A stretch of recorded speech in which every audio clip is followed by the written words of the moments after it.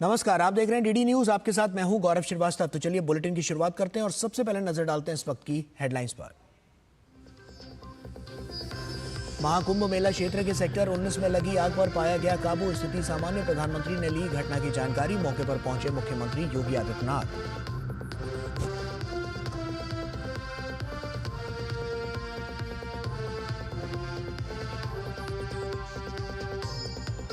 केजरीवाल का नया दाव, केंद्र से की रियायती दरों पर जमीन की मांग, कहा बनवाए जाएंगे सरकारी कर्मचारियों के लिए घर। भाजपा ने कहा वादा खिलाफी करना केजरीवाल का चरित्र।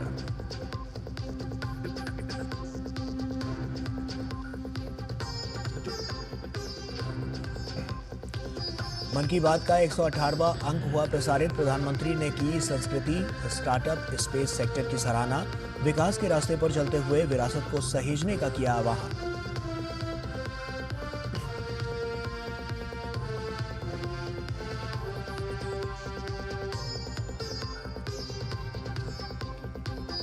पंद्रह महीने बाद इजराइल गाजा के बीच लागू हुआ संघर्ष विराम। हमास के चंगुल से 3 बंधकों की रिहाई के बदले में इजराइल करेगा 90 फिलिस्तीन कैदियों की रिहाई।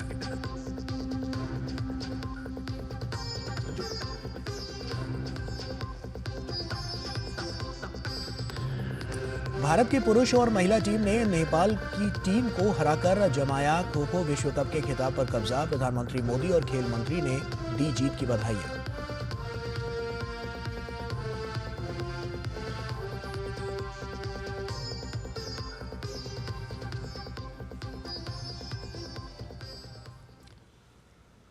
और आइए शुरुआत करते हैं और सबसे पहले बात करते हैं महाकुंभ की। महाकुंभ में शासन प्रशासन की मुस्तैदी से बड़ा हादसा टल गया। महाकुंभ में आज गीता प्रेस के टेंट में आग लग गई, जो तेजी से फैलने लगी, लेकिन मुस्तैद दमकल कर्मियों और पहले से मौजूद फुल प्रूफ व्यवस्था काम आई और 10 मिनट में आग पर काबू पा लिया गया। इस आग में कोई भी घायल नहीं हुआ। इस बीच प्रधानमंत्री मोदी ने सीएम योगी आदित्यनाथ से घटना को लेकर जानकारी ली। प्रयागराज में चल रहे महाकुंभ में गीता प्रेस के टेंट में आग लग गई, जो कि साथ में बने कई टेंटों में भी फैलने लगी, लेकिन मुस्तैद दमकल कर्मियों ने जल्द ही आग पर काबू पा लिया। बाद में उत्तर प्रदेश के मुख्यमंत्री योगी आदित्यनाथ ने प्रयागराज मेला क्षेत्र में घटना स्थल का दौरा भी किया। हादसे में किसी के भी हताहत होने की खबर नहीं है। कुंभ क्षेत्र में सेक्टर 19 में आग लगने की जानकारी मिली, जिसमें गीता प्रेस में आग लगने की सूचना हम सबको मिली। अग्निशमन की टीम, पुलिस की टीम, प्रशासन की टीम समय मौके पर पहुंची और गीता प्रेस के साथ में 10 प्रयागवाल के टेंट में भी आग फैलने की सूचना मिली थी, जिसको समय बुझा लिया गया। स्थिति सामान्य है, कहीं किसी प्रकार की जनहानि की कोई सूचना नहीं है। जो आग का सोर्स था और जहाँ जहाँ आग फैली थी, सभी जगह जो है वहाँ पे तत्कालिक रूप से वो फायर टेंडर्स के सहारे और साथ पे फायर एक्सटिंग्विशर के साथ उसको आग को बुझाया गया। 4:30 पे फायर पे पूरी तरह से काबू पा लिया गया था, कहीं भी फायर नहीं बची थी। महाकुंभ में आए श्रद्धालुओं ने आग पर काबू पाने के लिए प्रशासन की मुस्तैदी को सराहा। शॉर्ट सर्किट हुआ है, उससे अप्रिय घटना घटी है। थोड़ी सी आग हुई है, उससे सिलेंडर ब्लास्ट हुआ। हम शासन का धन्यवाद देते हैं कि बहुत कम समय में उस आग पर काबू पा लिया गया है। यदि काबू नहीं पाता तो इससे बहुत बड़ी घटना घटित हो जाती। मेला प्रशासन के कुशल प्रबंधन ने बड़ी अनहोनी से बचा लिया है। हालांकि आग क्यों लगी ये अभी भी जांच का विषय है और आगे कोई अनहोनी ना हो, इसके लिए भी ठोस कदम उठाने की जरूरत है। डीडी न्यूज के लिए ब्यूरो इनपुट के साथ जया सिन्हा, रामेंद्र सिंह और अश्वनी मिश्रा की रिपोर्ट। और दिल्ली में आरोप प्रत्यारोप की सियासत तेज है। केजरीवाल पर हुए कथित हमले और बीजेपी कार्यकर्ताओं पर गाड़ी चढ़ाए जाने को लेकर दोनों सियासी दलों ने एक दूसरे पर आरोप लगाए। इस बीच चुनावी घोषणा पत्र जारी हो जाने के बाद भी राजनीतिक दलों ने अपने वादों का पिटारा बंद नहीं किया है। केजरीवाल पर किए गए कथित हमले और बीजेपी कार्यकर्ताओं पर गाड़ी चढ़ाए जाने को लेकर दोनों ही पक्षों की ओर से खुद को सच्चा और दूसरे को झूठा साबित करने के लिए बयानों के तीर चले। नई दिल्ली सीट से बीजेपी प्रत्याशी परवेश वर्मा ने फिर दोहराया कि केजरीवाल खुद पर हमले की कहानी गढ़ रहे हैं, क्योंकि उन्होंने दिल्ली के युवाओं पर गाड़ी चढ़ाई है। परवेश वर्मा ने अपनी बात के समर्थन में सोशल मीडिया पर एक वीडियो पोस्ट किया। बीजेपी के दूसरे नेताओं ने भी आप संयोजक को झूठा बताते हुए कहा कि केजरीवाल से सवाल पूछना ही हमला हो गया है। अगर अरविंद केजरीवाल 10 साल शासन कर लिए और दिल्ली की जनता उनसे पूछती है कि अरविंद केजरीवाल जी हमें हमारे इस प्रश्न का जवाब दीजिए, तो वो आक्रमणकारी हो गया, उसको मारोगे। वहीं आम आदमी पार्टी भी केजरीवाल पर हमला किए जाने की बात को लेकर अड़ी रही। दिल्ली की मुख्यमंत्री ने हमलावर को परवेश वर्मा का करीबी बताया। भारतीय जनता पार्टी के गुंडों द्वारा हमला हुआ, सबने वीडियो देखा और इतने बड़े पत्थर से उनकी गाड़ी को मारा गया कि अगर वो किसी को लग जाता तो वो जानलेवा हो सकता था। दिलचस्प है कि एक दूसरे पर आरोप मढ़ने के खेल में सोशल मीडिया का जमकर इस्तेमाल हो रहा है। परवेश वर्मा ने एक्स पर पोस्ट किया कि दिल्ली की जनता जवाब मांग रही है और केजरीवाल उनके सवालों से भाग रहे हैं। चुनावों में रस्साकशी के बीच घोषणा पत्र जारी हो जाने के बाद भी केजरीवाल रोज कोई न कोई वादा कर देते हैं और बीजेपी त्वरित प्रतिक्रिया देकर उसे झूठ का पुलिंदा बता देती है। अगर सब्सिडाइज्ड, हाईली सब्सिडाइज्ड रेट पे केंद्र सरकार लैंड दे दे तो उस पे दिल्ली सरकार मकान बनवा देगी और आसान किश्तों के अंदर सरकारी कर्मचारी वो उसका पैसा भुगतान करके उसके मालिक बन सकते हैं, उन घरों के मालिक बन सकते हैं। जिस दिन तक प्रचार प्रसार खत्म नहीं होगा, अरविंद केजरीवाल रोज एक नई योजना लेकर आएंगे, लेकिन करेंगे कुछ नहीं। दिल्ली सरकार पहली बार घाटे में है, डेफिसिट में, आज तक नहीं थी। ये अरविंद केजरीवाल के काले कारनामों के कारण। मजे की बात यह है कि केजरीवाल बड़ी होशियारी से अपने वादों में केंद्र सरकार से सहयोग का नुक्ता भी जोड़ देते हैं, चाहे वे मेट्रो ट्रेन के किराए में छूट की बात हो या फिर लोगों को मकान देने की। उम्मीद है कि सच झूठ की इस सियासत में दिल्ली की जनता देख परख कर अपना फैसला लेगी। Bureau report, DD news. और पीएम मोदी ने मन की बात के 118वें अंक में देशवासियों को गणतंत्र दिवस की अग्रिम शुभकामना दी।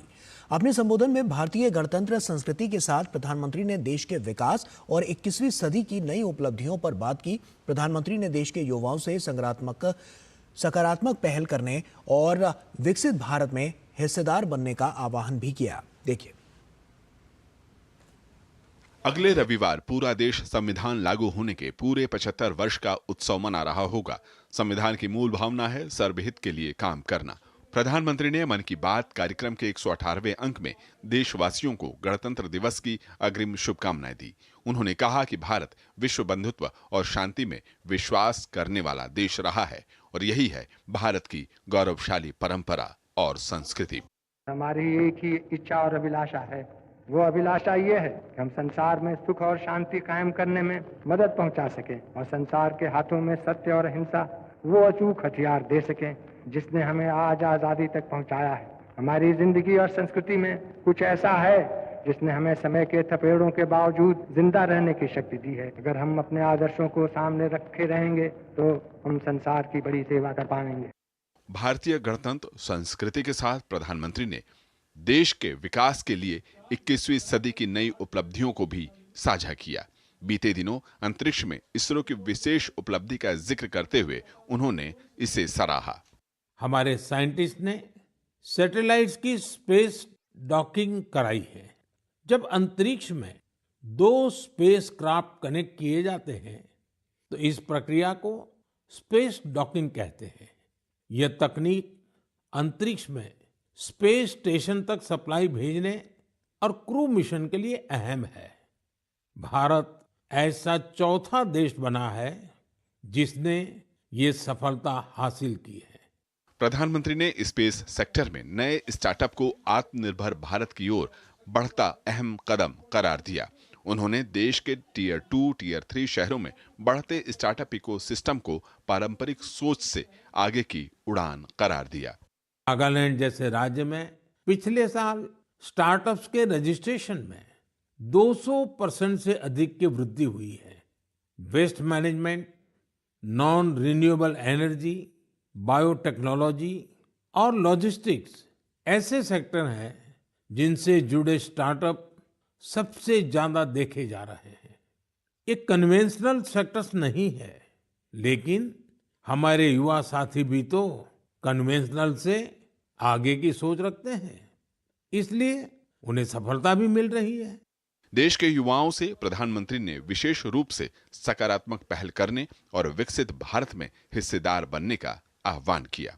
Bureau report, DD news. और असम के मुख्यमंत्री हेमंत बिस्वा शर्मा ने राष्ट्रपति द्रौपदी मुर्मू से मुलाकात की। हेमंत बिस्वा शर्मा ने असम में इसी साल अप्रैल महीने में आयोजित होने वाले राज्य के सबसे बड़े प्रतिष्ठित श्री शंकर देव पुरस्कार 2025 कार्यक्रम में शामिल होने के लिए राष्ट्रपति को आमंत्रित किया है।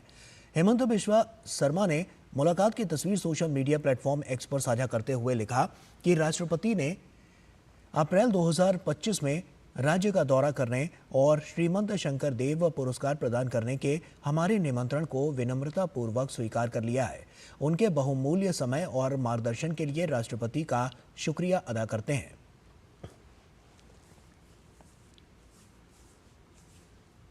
भाजपा के राष्ट्रीय अध्यक्ष और केंद्रीय मंत्री जेपी नड्डा ने गुजरात के अहमदाबाद में संविधान गौरव अभियान को संबोधित किया। उन्होंने कांग्रेस पर बाबा साहेब अम्बेडकर के संविधान के साथ खिलवाड़ का आरोप लगाया। नड्डा ने अनुच्छेद 370 और 35A को लेकर कांग्रेस पर कटाक्ष किया।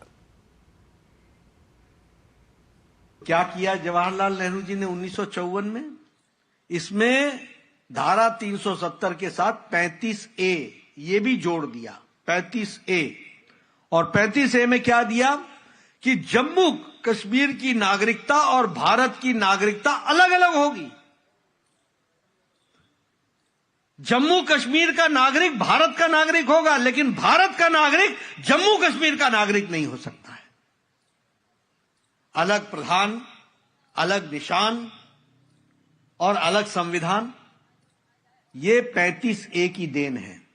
और अब मैं बताऊंगा अच्छा संविधान अंबेडकर जी के द्वारा बनाया हुआ, बुरे लोगों ने क्या किया उसका ये किया कि 35A लगा दी और संसद से पास नहीं कराया, संसद को नहीं बताया, राष्ट्रपति से साइन करा करके कर लिया। आप देखो संसद के साथ कितना बड़ा धोखा हुआ। आज ये बड़ी संसद की मर्यादा की चिंता करने लगे हैं इनके परपोते। इनको मालूम नहीं है कि इन लोगों ने क्या क्या किया है भारत के संविधान के साथ। आज आंध्र प्रदेश के विजयवाड़ा में राष्ट्रीय आपदा मोचन बल यानी कि एनडीआरएफ के 20वें स्थापना दिवस कार्यक्रम में शामिल हुए।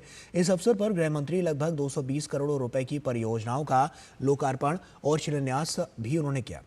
अमित शाह 3 महत्वपूर्ण केंद्रों के परिसर का लोकार्पण उन्होंने किया और जिनमें राष्ट्रीय आपदा प्रबंधन संस्थान का दक्षिणी परिसर, एनडीआरएफ की 10वीं वाहिनी तथा रीजनल रिस्पांस सेंटर और सुपोल का परिसर इसमें शामिल है। गृहमंत्री हैदराबाद के राष्ट्रीय पुलिस एकेडमी की नई इंटीग्रेटेड शूटिंग रेंज का शिलान्यास भी उन्होंने किया और ये इंटीग्रेटेड शूटिंग रेंज 50 मीटर लंबी होगी और इसमें 10 लेन होंगे जिनमें 10 व्यक्ति एक साथ फायरिंग अभ्यास कर सकते हैं और इस रेंज की अत्याधुनिक तकनीक अंतर्राष्ट्रीय मानकों के अनुरूप है और ये देश के सभी पुलिस संगठनों में अपनी तरह की अनूठी सुविधा होगी। इससे पहले गृह मंत्री अमित शाह कल आंध्र प्रदेश पहुंचे और उंडावल्ली स्थित मुख्यमंत्री आवास में मुख्यमंत्री चंद्रबाबू नायडू और उप मुख्यमंत्री पवन कल्याण से उन्होंने मुलाकात की।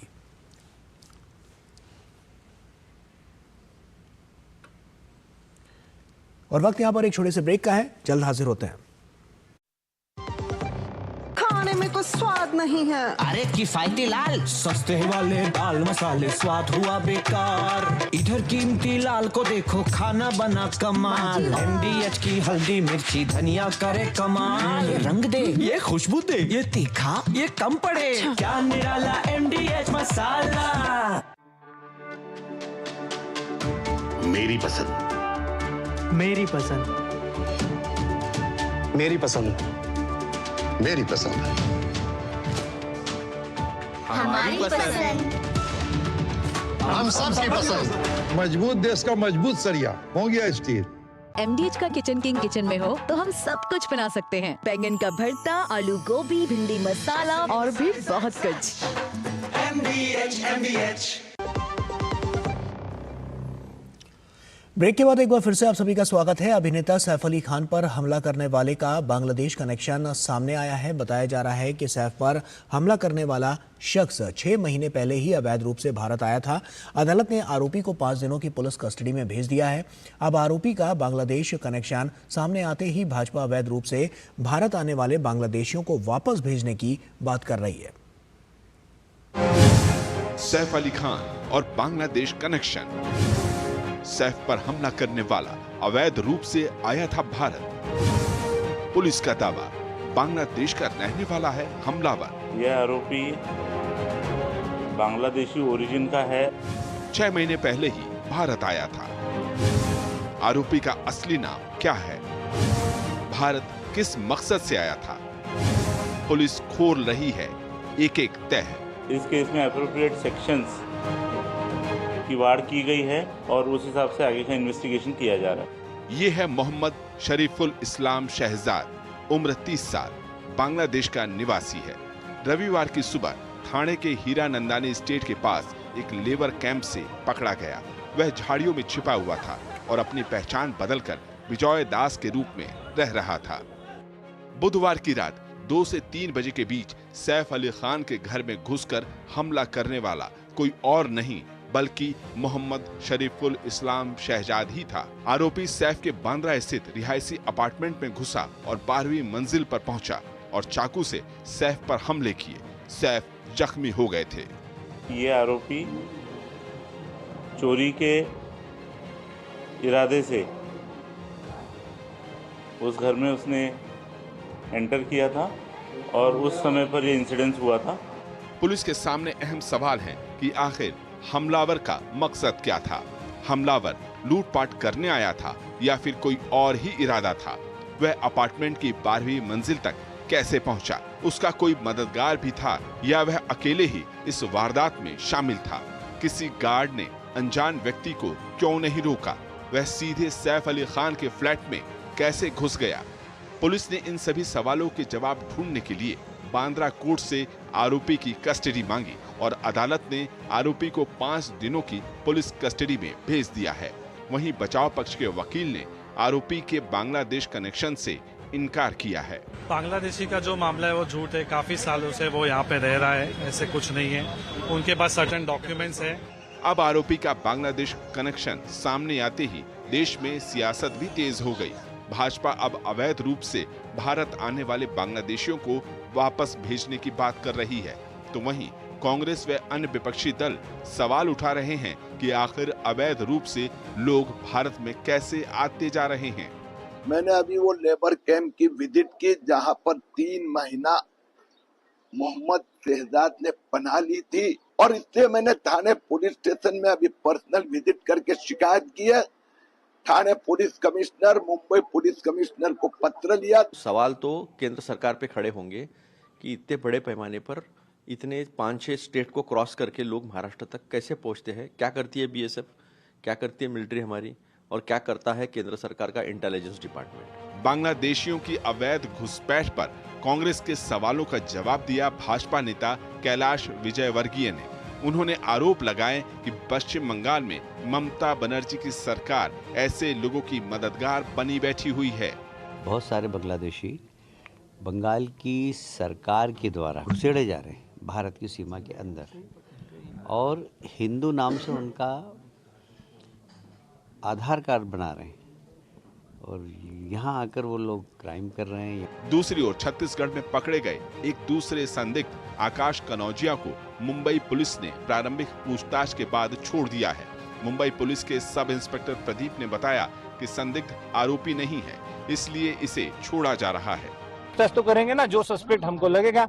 हम एक ही टीम थोड़ी है, पूरे इंडिया में टीम रवाना हुई थी। छेड़ रहे हैं उसको जिधर जाना है उसको, जिधर जाना है उसको जाएगा। अपराध में शामिल आरोपी बांग्लादेशी हो या फिर कोई और, बॉलीवुड के अभिनेता सैफ अली खान पर हुए हमले की खबर को लेकर पूरे देश में लोगों के बीच चर्चा बनी हुई है।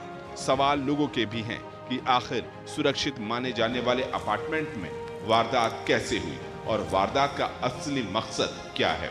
फिलहाल सैफ खतरे से बाहर है और लीलावती अस्पताल में वे रिकवर कर रहे हैं।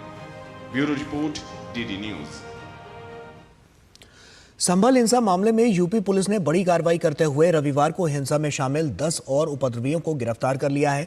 पुलिस ने गिरफ्तार आरोपियों से लूटे गए 15 कारतूस के खोखे, एक पिस्टल सहित कई जिंदा कारतूस भी बरामद किए हैं। और इस मामले में पुलिस ने अब तक 70 आरोपियों को गिरफ्तार कर पुलिस जेल भेज चुकी है और जबकि फरार अन्य आरोपियों की तलाश जारी है। आपको बता दें कि संभल में बीते साल 24 नवंबर को शाही जामा मस्जिद के सर्वे के दौरान जमकर बवाल हुआ था, जिसमें पथराव, फायरिंग और आगजनी में 5 लोगों की मौत हुई थी, जबकि 29 पुलिसकर्मी घायल हुए थे। मामले में सपा सांसद जियाउर रहमान बर्क और सपा विधायक इकबाल महमूद के बेटे सुहेल इकबाल सहित 40 नामजद तथा 2750 अज्ञात के खिलाफ केस दर्ज किया गया था। पुलिस इस मामले में 60 लोगों को पहले ही जेल भेज चुकी है। 10 अन्य अभियुक्तों की गिरफ्तारी की गई है। इस प्रकार घटना में अभी तक 70 अभियुक्तों की गिरफ्तारी की जा चुकी है। आज गिरफ्तार शुदा अभियुक्त मुल्ला अफरोज पुत्र अफसर निवासी हुसैनी रोड थाना नखासा यह अभियुक्त सारी सटा गैंग का सक्रिय सदस्य है एवं वाहन तस्करी एवं शस्त्र तस्करी से यह और इसका गैंग जुड़ा हुआ है। अभियुक्त के कब्जे से आला कत्ल 1 अदद पिस्टल 32 बोर एवं 3 अदद जिंदा कार्टेज 32 बोर के बरामद किए गए हैं। बात हमास और इजराइल के बीच युद्ध विराम की। 15 महीनों की लड़ाई के बाद ये युद्ध विराम लागू हुआ और इस बीच अमेरिका के नवनिर्वाचित राष्ट्रपति डोनाल्ड ट्रंप ने इजराइल को गाजा युद्ध विराम समझौता न तोड़ने की चेतावनी दी है। मीडिया से बातचीत में ट्रंप ने कहा है कि वे इजराइल और हमास के बीच संघर्ष को समाप्त होता देखना चाहते हैं और इजराइल के राष्ट्रपति बेंजामिन नेतन्याहू को वही करना चाहिए जो किया जाना जरूरी है। ट्रंप ने आगाह किया है कि यदि दोनों पक्ष संघर्ष विराम समझौते पर अमल नहीं करते तो वे सख्त कदम उठाएंगे और इसके नतीजे भुगतने होंगे। 15 महीने की भीषण लड़ाई के बाद रविवार का सूरज आखिरकार गाजा में संघर्ष विराम का संदेश लेकर उगा। 3 घंटे के विलंब से ही सही, इजराइल और हमास के बीच हुआ संघर्ष विराम समझौता लागू हो गया। पहले चरण में रिहा होने वाले बंधकों की सूची मिलने में देरी से अटकलें लगाई जाने लगी थीं कि कहीं समझौता लागू होने से पहले ही दम न तोड़ दे। आखिरकार हमास ने आज छोड़े जाने वाले 3 इजरायली महिला बंधकों के नाम सौंप दिए। इसके बाद संघर्ष विराम प्रभावी हो गया। 7 अक्टूबर 2023 के आतंकी हमले में हमास ने जो 250 से अधिक इजरायली बंधक बनाए थे, उनमें ये 3 शामिल हैं। समझौते के तहत हमास बंधकों की चरणबद्ध रिहाई करेगा, जिसके बदले इजराइल फिलिस्तीनी कैदी छोड़ेगा। पहले चरण में 33 इजरायली बंधक रिहा होंगे। इनमें सबसे युवा और सबसे उम्रदराज बंधक शामिल हैं। अटकलों आशंकाओं के बावजूद आखिरकार संघर्ष विराम होने का विश्व समुदाय ने स्वागत किया। अमेरिका के नवनिर्वाचित राष्ट्रपति डोनाल्ड ट्रंप ने सोशल मीडिया पर लिखा, बंधक आज से वापस आना शुरू कर रहे हैं। 3 बहादुर युवा महिलाएं इनमें पहली होंगी। अमेरिका, कतर और मिस्र की मध्यस्थता में हुए संघर्ष विराम समझौते के 3 चरण हैं। पहले चरण में हमास बंधक महिलाओं, बच्चों और बुजुर्गों को छोड़ेगा, जिसके बदले में इजराइल फिलिस्तीनी कैदी रिहा करेगा। एक इजरायली बंधक के बदले लगभग 30 फिलिस्तीनी कैदी रिहा किए जाएंगे। इजरायली सेना गजा की घनी आबादी से निकल जाएगी और विस्थापितों को वापस आने दिया जाएगा। साथ ही मानवीय सहायता से भरे सैकड़ों वाहन प्रतिदिन गाजा में प्रवेश कर सकेंगे। समझौते का दूसरा चरण 16 दिन बाद शुरू होगा, जिसमें बाकी बंधकों की रिहाई प्रस्तावित है। साथ ही इजरायली सेना गाजा से पूरी तरह निकल जाएगी। अंतिम चरण के तहत यदि हमास के कब्जे में किसी बंधक का शव है, उसकी वापसी होगी और गाजा का पुनर्निर्माण किया जाएगा। इजराइल के विदेश मंत्री संघर्ष विराम लागू होने के तुरंत बाद मीडिया के सामने आए। उन्होंने समझौते पर आगे बढ़ने की बात तो कही, लेकिन दोहराया कि गाजा में हमास की मौजूदगी बने रहना इजराइल के सुरक्षा हितों के खिलाफ होगा। To move from the first phase to the second phase is not something automatic. We have objectives of the war. To do it automatically is to accept Hamas wishes and Hamas demands. We have objectives to achieve, and we will negotiate that. We will negotiate that in good faith, but as I said, it is not automatic. संघर्ष की आग थमते ही Gaza के हजारों विस्थापित अपने उन घरों की ओर बढ़ने लगे जहां से वो लड़ाई छिड़ने के बाद भाग आए थे।